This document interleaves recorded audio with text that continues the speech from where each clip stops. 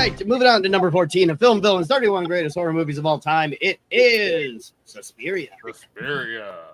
Yeah. Should be way higher. Yeah. Way higher. Oh man. Oh, look at that. Somebody's alarm.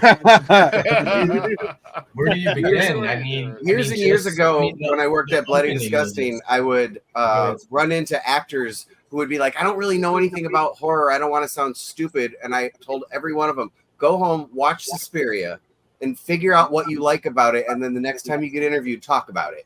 And then everyone will appreciate it, because it's true. It's one of those ones that it's really not for everybody. It's not like Poltergeist where anyone can watch it and enjoy it. It's really for us, right? Yeah. And there's so much good stuff in there. There's a million. We could have a 2-hour podcast just about this one movie, as we could most of these movies. But this one in particular has so much going on that it's like, wow.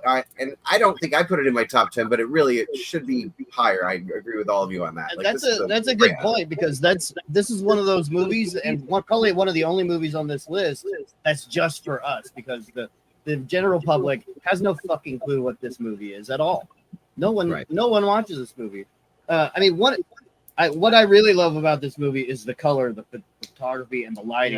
Yeah. I mean, the camera work, of course, but the lighting. I mean, you have that one scene where it's the two girls and the fucking the door. The room is blue, and then the door opens, and it's one color, and then the door opens and it spills blue on the other inside the room, and then she goes out into the hallway, and then it's like fucking another color, and then she goes up the stairs and it's green, and it's like, oh, it's just heaven for me to watch. I mean, obviously, I love fucking color, lighting, you know. So and that's tried to do that, Christian and Spooky, on the TV thing. Yeah, one of your shorts. Forest. Oh yeah. Yeah, with the witches. Yeah. Yes. Oh yeah, I starred in that one, didn't I? It's a fever. It's a fever dream. This movie is a fever dream. Yeah, it is. Out of so many, sorry to interrupt. Out of so many, this movie is pure art.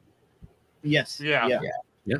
Absolute beautiful movie. And I was in Belgium, and I pulled up to a castle on a rainy night by myself. It was my first time in Belgium.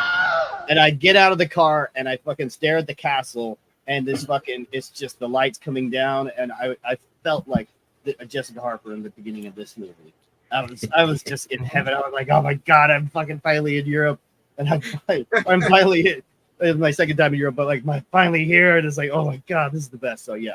The whole dream aspect of it, it's like certain movies you can kind of feel like, oh, we're going into a dream, or we're in a dream instantly. It's like as soon as this movie opens, even before the airport doors come open, you're starting to hear this music just ding ding ding, and you're already realizing, oh man, what is happening? Where I'm in some sort of weird, crazy horror wonderland. So yeah, it's great.